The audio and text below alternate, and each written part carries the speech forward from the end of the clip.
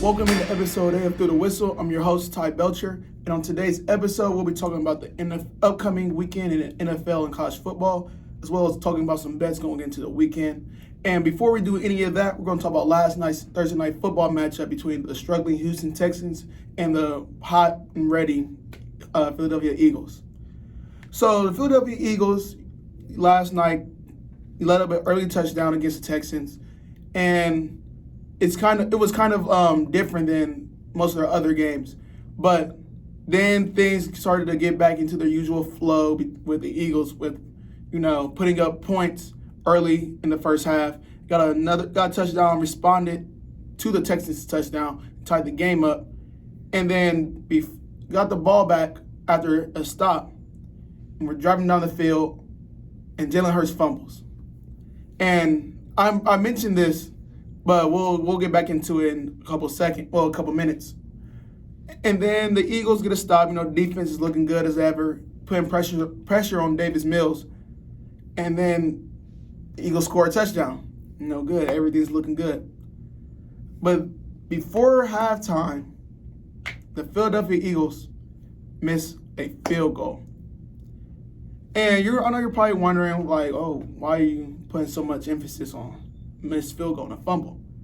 Well, last night I had a parlay that, we're not going to talk about the NBA side of that parlay because the Warriors suck right now.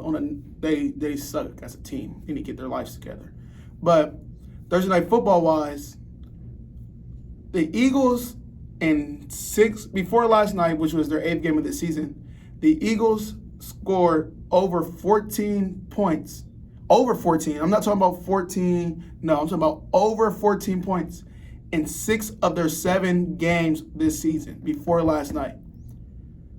That was essentially 100%er. It literally doesn't get more 100% than that. And the Eagles, Thursday night football, Vegas, FanDuel, just looked at me, put it in my parlay, and hit the Buffalo Wild Wings button and said, this is not going to happen today. So the Eagles go out there, miss a field goal, have a fumble in the red zone, which would have not been essentially, but literally would have made the over hit on their points in the first half. So for only the second time in 8 games, the Eagles scored less than 15 points in a half. And I'm not one to cry and complain, even though I am one to cry and complain when I lose a parlay. But I don't know. I don't know what's going on with the betting gods and me right now, but I'm not liking it. It's getting kind of old, I'm ready to get back on the right side of the wins and losses. But let's get back into the game.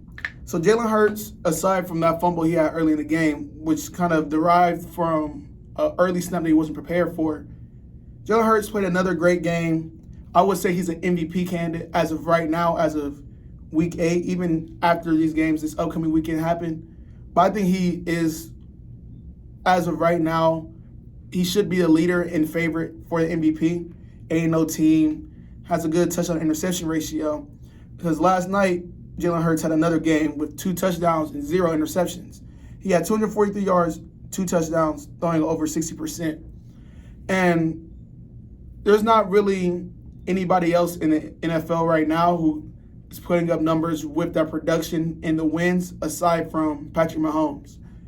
And I would say the NFL is very different than the NBA when it comes to MVP awards, because in the NBA, it feels like they're not really opposed to they're not opposed to giving somebody the award multiple times. But in the NFL, it's not very oftenly seen that you win multiple MVPs in a small amount of time. I know we have Aaron Rodgers who just went back-to-back, but it's not really, if you were to look at the history of the MVP, it's not very common.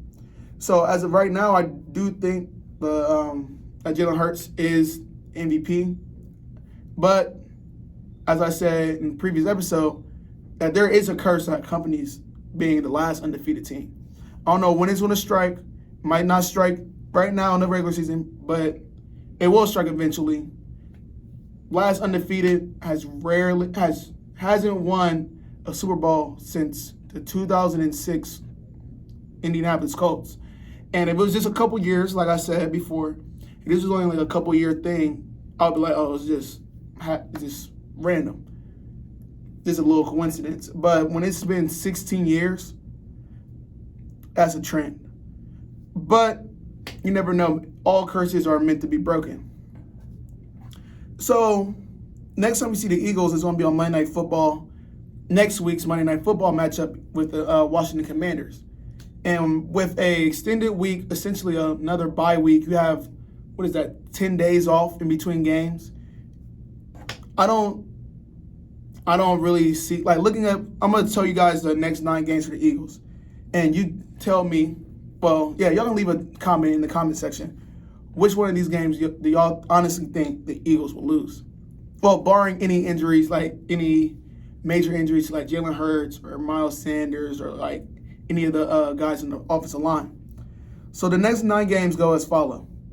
Commanders, Colts, who we don't know if Jonathan Taylor will be back for that game because Jonathan Taylor has been ruled out for this Sunday's game. So Commanders, Colts, the Green Bay Packers, who have shown that they can't move the ball against a good defense. And with the DBs that the Eagles have, I doubt that the Packers will be able to beat them. Then after the Packers, they have the Tennessee Titans, the New York Giants, who I think are frauds. I'm not going to say they're frauds, but they're frauds. But who am I to say? A 6-2 team. I don't really think they're as good as the record says. But as of right now, they're a playoff team, so you got to give them, I guess, the benefit. So after the Giants, they have the Chicago Bears, who are struggling still. I doubt they're able to right the ship. And then their first game that you really think that you honestly think they have a chance of losing is the Dallas Cowboys, which is week 17. Well, which is week 16. So you have 6 more games before the Eagles even have a chance of honestly losing. And then after the Cowboys, they finish up with the New Orleans Saints and the New York Giants. So there's a very strong, very, very strong chance that the Eagles end up going undefeated. At worst, I think they go 15-2. I think they honestly, realistically, go 16-1, maybe lose to Dallas towards the tail end, kind of like a reset game, because Dallas is probably going to be hot by that time. Ezekiel Elliott should be back and healthy. I'm hoping that Tony Pollard is going to start getting more touches by then to, keep the amount of touches that he's getting as of right now. Kind of very biased towards Tony Pollard right now since he's on my fantasy team. But if Kellen Moore, if you're listening, please keep feeding Tony Pollard after this bye week. But there's a strong chance that we see the first 17-0 team in the NFL's history, which we haven't seen a team finish a regular season undefeated since the 2007 New England Patriots. And we know how that ended with a loss to the New York Giants in the Super Bowl.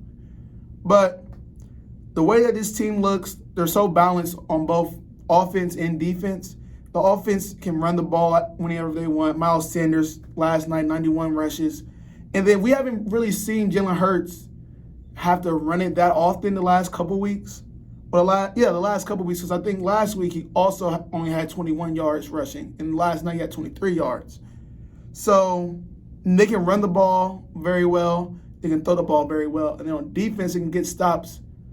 They can essentially get stops against anyone. Their front seven is very lights out, gets pressure on the quarterback. And then their secondary is amazing. You have Bradbury, who I know he's older, but he's still locked down. And we all know Big Play Slay is going to go out there and do what he does every single week. We've seen him play against the best wide receivers and shut them down. We saw it with Justin Jefferson earlier this season. So with these next 9 games, you're really not going – the Eagles aren't really going to see anybody who I would say can directly conflict the way that they play defense, can exploit anything until you get to Dallas, due to Dallas having a good run game and solid receivers on the outside. So I don't think that the Eagles are there's any possibility of the Eagles losing even 3 games. 2 games is pushing it. It's like pushing it very far. I barely see them losing 1. That Dallas game is up in the air. So this team is hot. Don't see them cooling off anytime soon. And then the Texans put up a way better fight than I expected last night, especially with Brandon Cooks being out, Nico Collins being out too. So they did better than I thought. Thought it would be a bigger blowout than it was. Kept it down to less than a 2-possession game, but less than 14 points. So the Texans literally are probably going to go quarterback, either Bryce Young or C.J. Stroud. Personally, I think they'll end up getting C.J. Stroud because a lot of these people who project all these mock drives and all these NFL draft prognosticators are all talking about the NFL coaches and scouts are going to prefer CJ's build compared to a 6-foot Bryce Young on a good day, compared to CJ Stroud, who's literally the prototype quarterback when it comes to size. He has athleticism. He's shown that he can make a lot of throws. But Texans, kind of a lock for the first overall pick right now, if we're being honest. But it's the Texans. We all expected them to be down there. They're really the only team no, I'm not going to say the only team, because them and the Bears are both doing the exact things that most people believe they would, which is not win games. So, bottom of the barrel team in the Texans. Hopefully they can right the ship with Lovie Smith. But who's to say? Maybe they'll rattle off some wins like the Dolphins did a couple years ago when they were supposed to be tanking for Tua. So aside from Thursday Night Football's matchup, let's get a little bit into the NFL. The Sunday games for the NFL.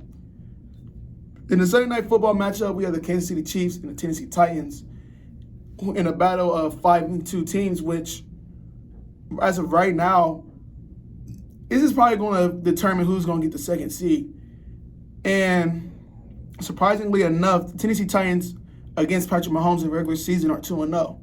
I know that the Titans lost to the Chiefs in the playoffs back in 2020. Yeah, in the 2020 playoffs before the Super Bowl run, during the Super Bowl run for the Kansas City Chiefs before COVID happened. But the Titans find a way to beat the Chiefs. But with no Ryan Tannehill, it looks like it's going to be kind of hard. Maybe Malik Willis has a splash game. Maybe they loosen up the leash and let him throw a little bit more this week. I know last week Derrick Henry was just having a field day, but Derrick Henry always has a field day against the Houston Texans. But if the Tennessee Titans want to win this game, we all know who the ball is going to go to. We all know who this offense lives and dies with, and that's Derrick Henry. So Derrick Henry, I'm expecting a lot of touches from him. But on the other hand, this is the same Tennessee Titans team that lost to the Giants early this season. But the Kansas City Chiefs don't have the run game that the New York Giants has. So it's hard to say if the Chiefs will beat the Titans. But not really a big fan of betting against Patrick Mahomes, especially at night. Patrick Mahomes at night is it's like he sees a primetime game and his eyes light up and he's playing Madden on Ricky. So big game from Patrick Mahomes is literally destined to happen. Probably throws for about 275 yards and a couple touchdowns. But I don't want to say they're going to win the game because we've all seen over the last 3-4 years, ever since Patrick's been the starting quarterback, the way you beat the Chiefs is dominating time of possession, keeping the ball out of Patrick's hands, and the Tennessee Titans are literally built to do that. So it'll be an interesting matchup between the two of them. In a big game, in the other side of the league, in the NFC, it's the Tampa Bay Buccaneers and the Los Angeles Rams, two teams who everybody expected to probably meet in the NFC Championship game, two teams who everybody expected to at least be good through so far through the season, but both teams are underwhelming, being 3-4 and 3-5 separately. But Tampa Bay Buccaneers had a team to beat the LA Rams. LA Rams have shown that their weakness is the offensive line. Tampa Bay Buccaneers have shown that their strength is their defensive line. So even with injuries to Tampa Bay's defense, I still believe that they will get pressure on Matt Stafford. Matt Stafford, when he's rattled, turns into Jared Goff essentially, turns the ball over, throws bull crap to anybody. He'll start forcing the ball to Cooper Kupp. But I think this is a game that will probably get the Tampa Bay Buccaneers back on the right path. It'll be interesting to see how the Tampa Bay offense moves the ball against the Rams. Like, will they lean more in the run game or will they lean more towards the pass game? Because the Rams, as of right now, look like they can't really stop either. So it'll be very interesting to see what type of performance we get from the Tampa Bay offense. But the loser of this game is going to set themselves behind so much. The Rams more than the Buccaneers, because the Buccaneers still have a chance of winning the NFC South.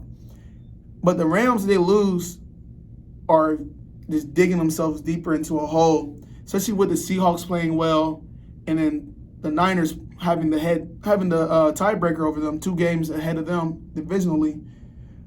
It'll be interesting to see if the Rams play like their season's on the line, because I think the season's on the line. If the Rams drop another game, I think their season's essentially over. They have no draft picks in this upcoming draft. Well, they don't have a first-round pick in this upcoming draft. So it's like, you're damned if you do, damned if you don't. You're going to have a top 15 pick, essentially, because you're going to probably be finish like 20th to about 24th or 5th. If they lose this game, more than likely, though, I think that the slippery slope will continue. They do lose to the Bucs, but ending up in a position where you would have had the number 10, number 11, number 12 pick is insane, because you don't have that pick anymore. So it'll be interesting to see if other teams going forward will kind of adapt this mindset, this whole little way of going about making your team, like the Rams did in the whole fuck them picks mindset that they have. So, Rams, sorry. GG's in the chat, honestly, that you lose this game. And then lastly, we have the Chargers and the Atlanta Falcons. Atlanta Falcons are very surprising. I thought they would be last place this season. Thought they only win 3 to 4 games, but who am I? I don't know anything, I guess. Chargers, everybody thought they would be 10, 11, 12 win team this year. It's not happening. Like I just said, what do I know? I don't know nothing. So the Chargers really desperately need this game. Chargers need to pick up the pace or something. You have teams ahead of them in the wild card, like the Dolphins, who are going to keep rattling off wins. The Dolphins are a very good team. You have teams in your own division who are, I know, Broncos are struggling. Raiders, we don't talk about the Raiders. They're in the sunken place. They suck. We all know I have beef with the Raiders. They lost me my bet last week. Chandler Jones is out there just getting cardio, stealing money from the Raiders. It's just, I don't want to talk about it. But like I was saying, the AFC is getting pretty deep wild card wise, because Dolphins are they're essentially a stitch to get the 5th seed. Bengals probably get the 6th seed. And that 7th seed is kind of up in the air right now. I know as of right now, the Jets occupy a spot in that wild card, technically, as of right now. but I highly doubt that they'll last, through these next 9 weeks. But I think that maybe if the Browns can get to 5-6, that they'll make a strong push to get that last spot. But the Chargers need to win now. They need to win expeditiously. They can't keep digging themselves in the hole. So that wraps up our NFL portion of today's show. We'll be right back after the break to talk about college football. And after that, we'll wrap it up with some NFL and college football bets for this upcoming weekend. Stay tuned and keep listening. Welcome back in from break through the whistle, episode 8. And we already talked about the NFL, which doesn't really have the same matchups that have so much gravity as the college football slate has for this weekend. And the biggest matchup, the two biggest matchups, I would say, are both in the SEC this weekend. And according to the College Football Playoff Committee, the two biggest games are also in the SEC this weekend. We both agree with that. So in the headliner of this week, we have number 1 versus number 3. Tennessee, number 1, versus Georgia, going to Georgia. And I think this game will be as good as advertised. We all know Georgia, great defense, but they lost a lot from last season. Last season, Hendon Hooker put up 244 yards against this Georgia team. I know it was a blowout, but 244 yards is 244 yards. I do think that if Hendon Hooker and the Tennessee Volunteers win this game, that he essentially locks the Heisman up. I don't think that there's any way possible that C.J. Stroud can take the Heisman from him if Hendon Hooker beats Georgia, beats Alabama, beats LSU, beats Kentucky all in one season. I don't think that the Heisman voters will see enough from C.J. Stroud to think that he should be the Heisman Trophy winner. Not saying that C.J. Stroud didn't have an amazing season, had a great season, is having a great season, will probably continue to have a great season after this episode. So, Hendon Hooker, we all know is going to come down to him, and if they want to beat Georgia. Georgia has shown that they're mortal. They're not the same team as last year, where they had a close game against Kent State. Shout out to Kent State. Had a close game against Missouri where, if we're being honest, calling spade a spade, Missouri should have beat Georgia, but inexperience is going to rear its head every time. Inexperience for Missouri lost them the game at the end.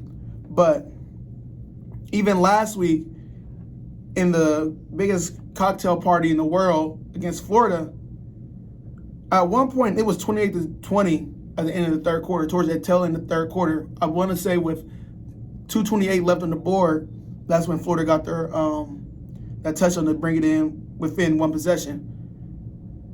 And if we're going to be honest, this Tennessee team is way better than Florida. From quarterback to wide receiver to running back, Tennessee's better than Florida. I would say that their defense is also better than Florida, but Tennessee's defense is pretty shaky. They have their moments where they just bombs over Baghdad. That's going to be a shootout. But luckily for Tennessee, Georgia doesn't have that offense that they had last year, where you have to worry about your secondary, where you have to honestly hope that guys like George Pickens isn't open. Because if George Pickens was on this Georgia team right now, I would say Georgia's going to probably literally win the game. But he's not there. And Stetson Bennett, Stetson Bennett's not good. He's pretty mediocre at best. Stetson Bennett going out there throwing for 300 yards, I don't see that happening. Stetson Bennett going out there throwing for 400 yards, I would bet $1 million that he doesn't do that. I'll pay everybody's tuition at Kent State if that happens. So, Hendon Hooker, so I had to put his Superman cape back on, go out there, have a great performance where Cedric Tillman, who had over 100 yards against Georgia last year. He's been hurt a lot this season. Haven't really seen him play since the Pittsburgh game. Him being back is only going to help Tennessee because you have Hyatt who emerged while Tillman's been hurt this past month, this month plus in time that he's been gone.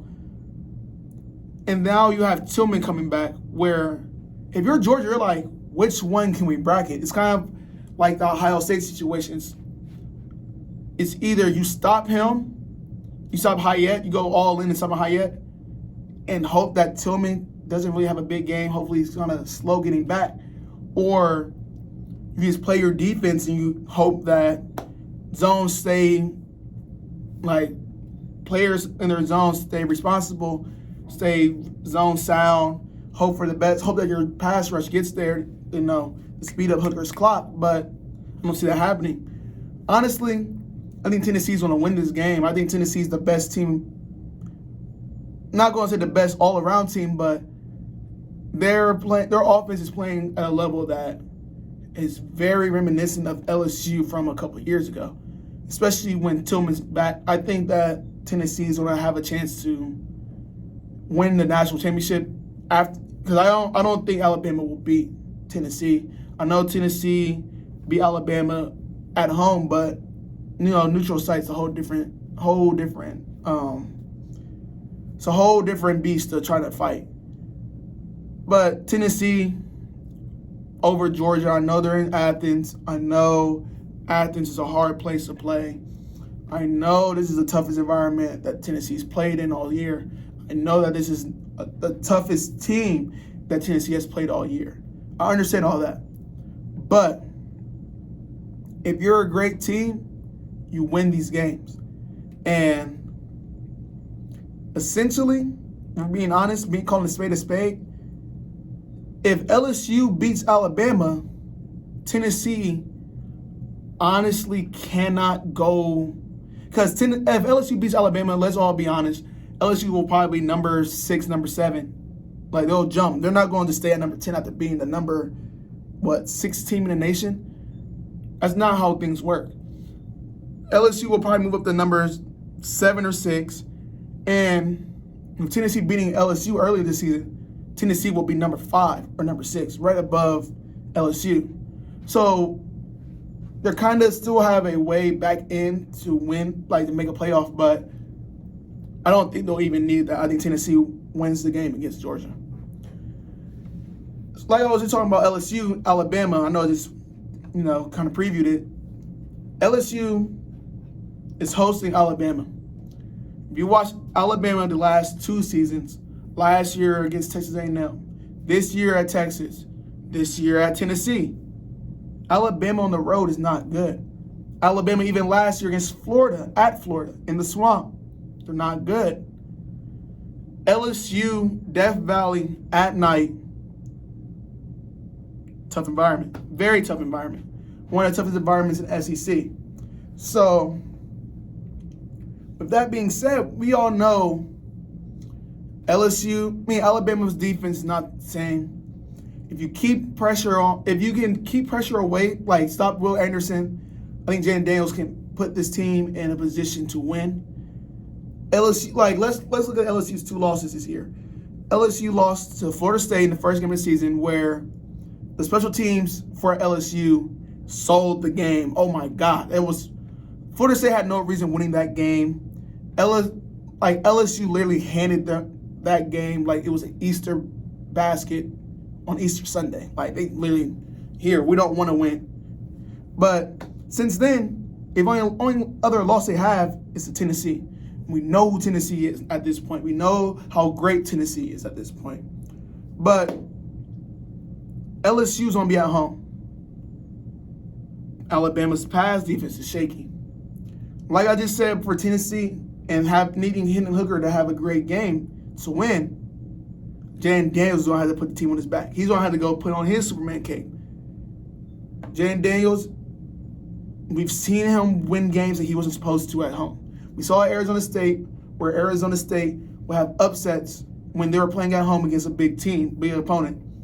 that was a younger Jaden Daniels. Jaden Daniels is now much improved to what he's been back when he was in the Pac-12. I think Brian Kelly gets that first big win in the SEC that he's been desperately looking for. He finally gets revenge against Alabama, who Alabama used to beat the dog crap out of Brian Kelly teams when he was at Notre Dame.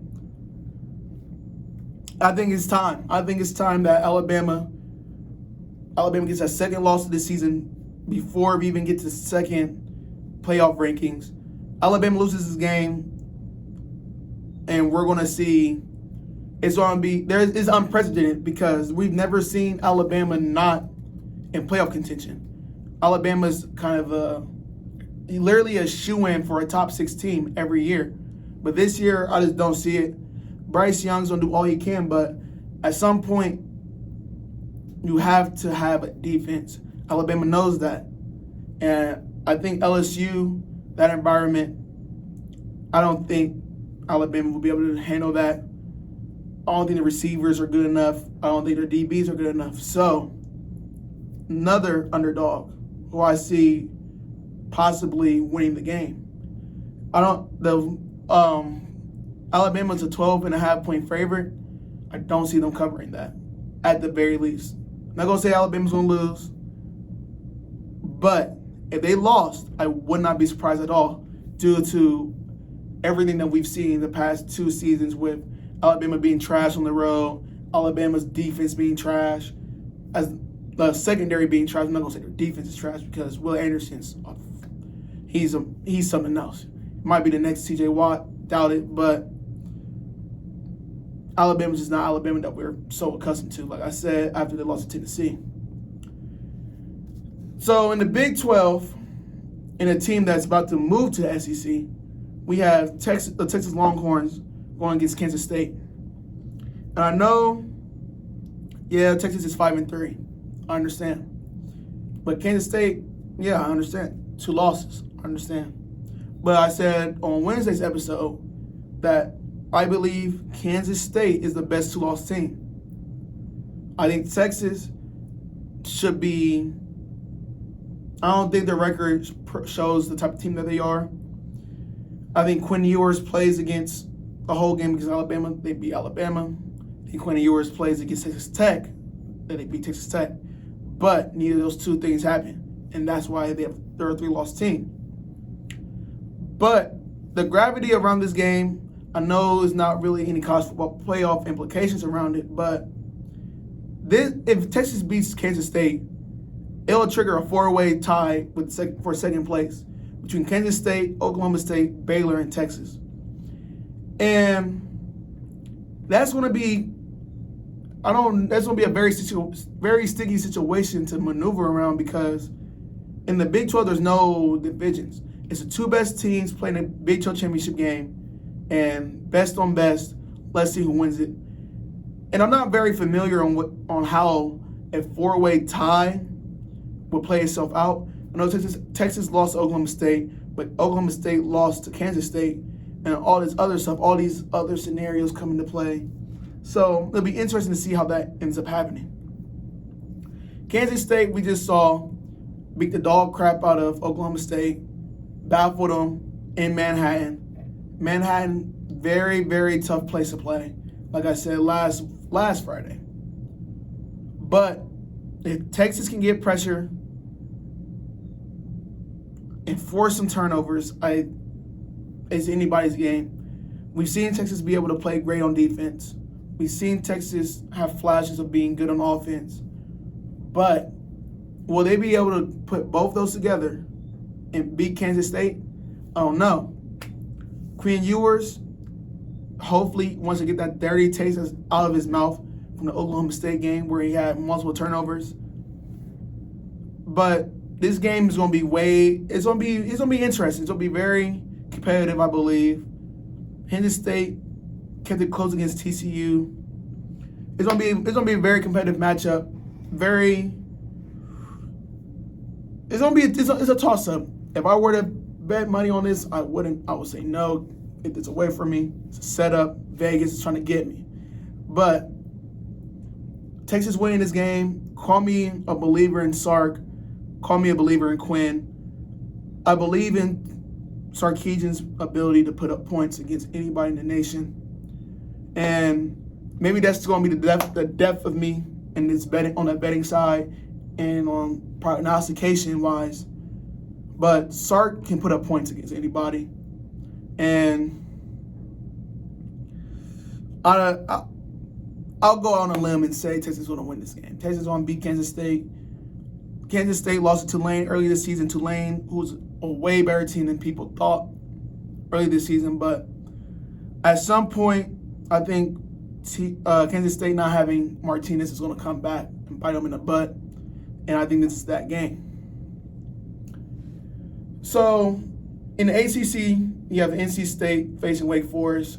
Wake Forest team who I thought would be way more competitive than they've shown. Last weekend, the dog crap beat out of them by Louisville. But this game really doesn't have too much surrounding it, aside from the fact that this will drop one of these teams out of the top 25. And dropping one of these teams having to drop out of the top 25 is going to only, I'm not going to say it's going to hurt Clemson, but it lessens the bulk of their strength. You know, Clemson has three top 25 teams. I've beat three top 25 teams with another one looking forward to in North Carolina. But now that'll drop down to 2, and Clemson struggles this week against Notre Dame. Notre Dame, who we just saw take Syracuse to the shed, smack them around like the Joker did Robin. Like, Notre Dame, Marcus Freeman, I don't know what I'm going to see from them on a weekly basis. That's the only problem I have with Notre Dame. Notre Dame has a defense that can stop Clemson. If you put pressure in DJ's face, we've seen what happens. His clock speeds up. His decisions become more, less thought out. Just throw the ball, get the ball out of my hands. And we saw how that worked out against Syracuse. Syracuse went into Clemson and kept the game close. Probably should have won, but Clemson had a quarterback change, and Syracuse just couldn't keep moving the ball on offense. Defense stopped getting stops, but Notre Dame has a strong chance of beating Clemson. If Clemson loses, I'm 99.9% sure that the ACC is out of college football playoff contention. But NC State beating Wake Forest, I don't really know about that. Notre Dame beating Clemson, I'm way more.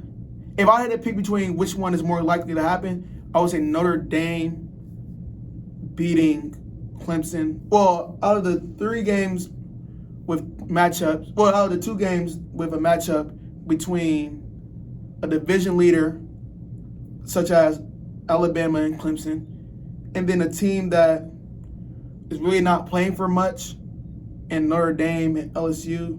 LSU, I know, is playing for a New Year's Six bowl at this point.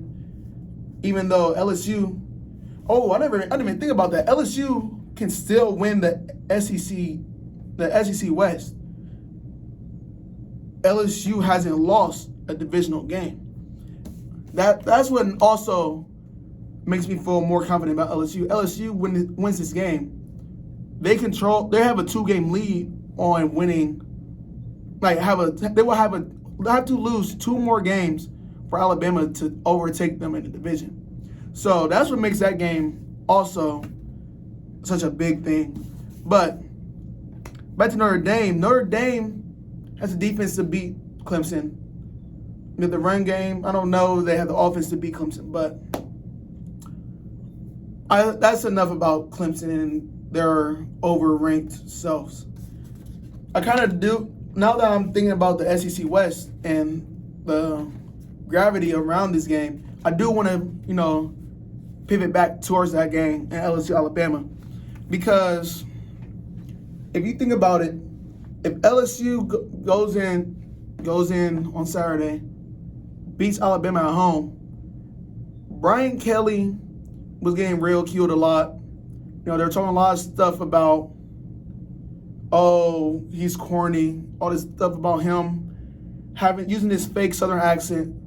But LSU goes in there and beats Alabama. None of that matters anymore. Nobody cares about that because you're in the driver's seat and taking LSU back to the SEC championship game that they haven't seen since Joe Burrow was there. So there's a lot on the line this weekend in the LSU-Alabama matchup. So it'll be very interesting to see a lot of great games this upcoming weekend in both professionally and on the college ranks.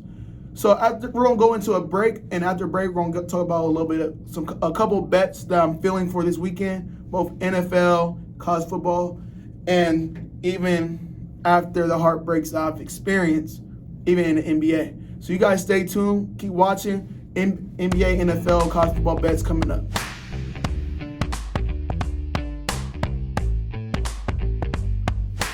Welcome back into the last segment of episode 8 of Through the Whistle. And we're going to start off with tonight's NBA games. First, I know NBA has been, they hating on us right now. They hating on us, hating on me. So they hating on us as a whole, as a collective. But like I said the other day in the last episode, we are still in the positive money-wise. So that's all that matters. It's okay. Because at the end of the day, you bet at your own risk. So remember that, keep that in mind. Don't ever bet more than you need to, more than you have.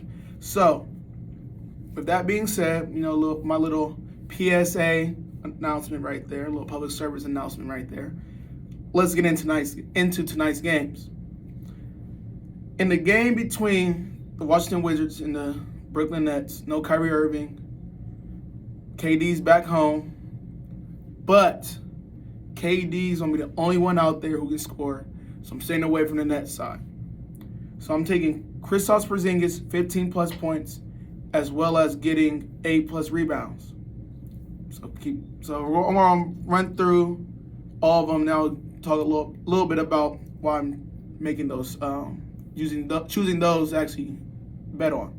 So Kristaps Porzingis 15-plus points, Kristaps Porzingis 8-plus rebounds, Cavs minus 2.5, Jason Tatum 25-plus points, Jaylen Brown 20-plus points, Paul George 25-plus points plus the Clippers win, and then the Pelicans minus 2.5 versus the Golden State Warriors.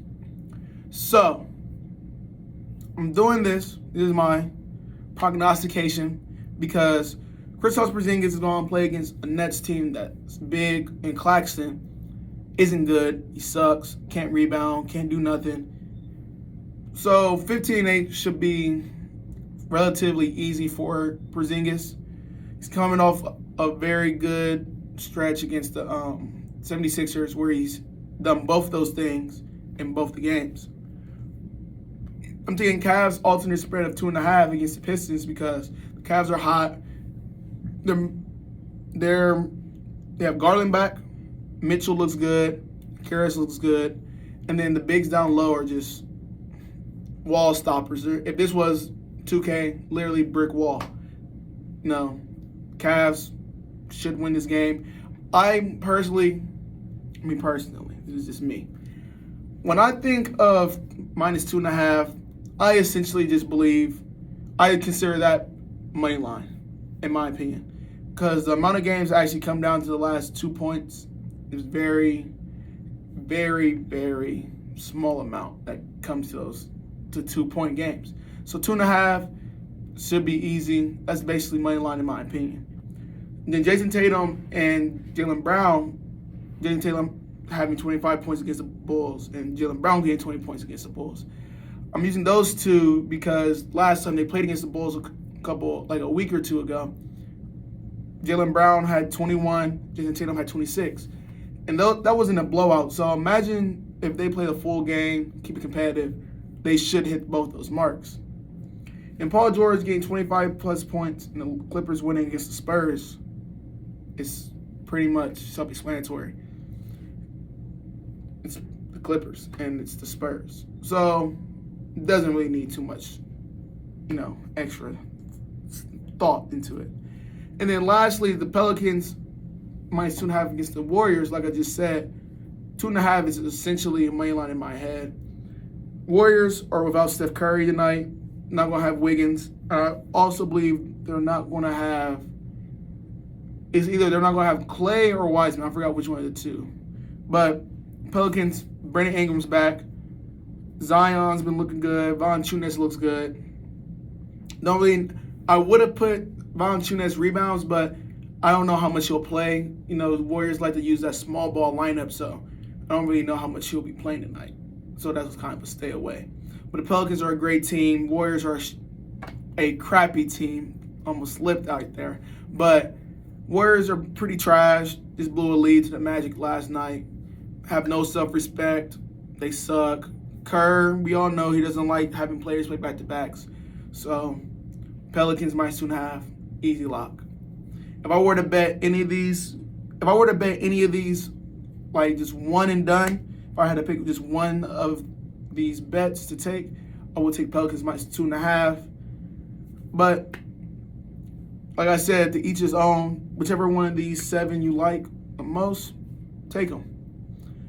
But the 7-leg parlay of Porzingis 15+, Porzingis 8+ rebounds, Cavs minus 2.5, Jason Tatum 25+, Jaylen Brown 20+ points, Paul George 25+ points, and the Clippers win. And then the Pelicans minus 2.5 puts the parlay odds at plus 1,394 if you bet $100 on it. So this will make us jump back into the positives even more. Well, make us increase our profit even more. So I think we're down to, I want to say we're $900 or $800 in profit off those first 2 bets that we hit early in the show. So enough about NBA. It's football season. Who cares about basketball? Football. Saturday. Big games. And who would I be if I didn't put my money where my mouth is? I'm going to run through it, and I essentially explained why I'm taking all of these earlier, so I'm not going to get back into that. So on Saturday, I have Hendon Hooker 225+ passing yards, Cedric Tillman over 52.5 receiving yards, Tennessee spread at plus 8.5, Louisiana State University, aka LSU, alternate spread at plus 18.5. Jaden Daniels 225+ passing yards, Alabama and LSU going over 53.5 points, and then USC minus 8.5 against Cal, and that's at plus 1,379. So I don't know if any of you viewers are into like angel numbers and all this other stuff. So 13 being in both of these first 2 parlays, very good sign. Hopefully it's a good omen. But I know you're probably thinking, Ty, why are you taking 18.5 for LSU? Because you're going to give me 12.5 points, 13.5 points. I'm going to take them. You're going to give me LSU plus 18.5 at minus 188. Okay, I'm going to abuse it. You gave somebody an inch, I'm taking a mile. You give a mouse a cookie, so want some milk. And this is one of those instances. And then Jaden Daniels, 25+ yards.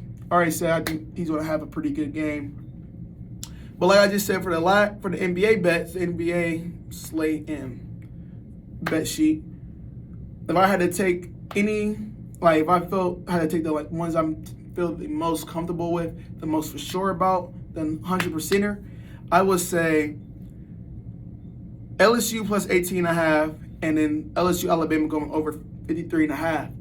And that should be somewhere around plus 110 if you only do those 2 by themselves.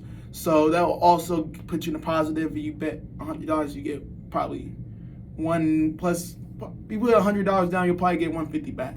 So if we hit that one, when we hit both these parlays, we'll be up, in lack of better terms, we'll be up dog shit. We'll be up so much, it won't matter if I go on a 15-game losing streak, which I hope to God I'm not on pace. I'm hoping. So, lastly, NFL. The NFL doesn't have a lot of games I'm feeling comfortable with. They don't have any games. It's like, oh yeah, boom, easy. Who wouldn't take that? Especially after last week, coming down to one leg, losing. That first leg being the first loss that set the precedent for everything else. Because after the Raiders lost last week, everybody else on the team, aka the other things I bet on the parlay, said, let's lock in, let's make this hit, even though it wasn't hit. But that's neither here or there. For Sunday, I like the Bills -6.5. Josh Allen 225 plus passing yards. Green Bay Packers and Detroit Lions going over 43.5 points, and then the Dolphins money line. And that's at plus 278, $100 to get 278 back. Excuse me. I did alternate spread for the Bills because 11.5 points is so much. I understand the Jets aren't that good, but 6.5 is not that bad. The odds weren't bad at all on it. 11.5 points in the NFL is so freaking much. And I just didn't feel comfortable with betting 11.5 points. And then for the Lions and Packers, I don't think that the Lions can like really stop the Packers from hopefully getting on track a little bit. 43.5 points isn't anything, honestly. Jared Goff is playing at home. Jared Goff at home has an offense looking sensational. Packers defense sucks. So 43.5 points shouldn't be that hard. And Dolphins money line against the freaking Chicago Bears. Like, let's get serious. Like, come on. I don't need to explain myself on that one. Bears suck. No Roquan Smith.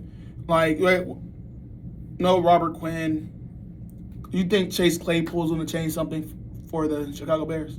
Like, look at my face. Come on, let's get serious. Let's get serious. So, the recap, we have 3 bets who are very, very, very solid on, for sure on. And come Monday, we'll be talking about how we went 3-0 for this upcoming weekend. And the streak will be over. The streak will be dead. The losing streak will be over. We'll be back on the right side of the wins. When we win all 3 of these, I want to say it'll take our record to 5-6. 5-6 on the season. Well, in the last 3 weeks. No, last 3 weeks of the show. So, sorry. Oh God, just got attacked on while recording. That's kind of crazy. But that's all for today's show. Thanks once again for tuning in. Very much appreciated. When you get a chance, like, share, and subscribe to the channel. And have a great weekend. I'm Ty Belcher, and this is Through the Whistle.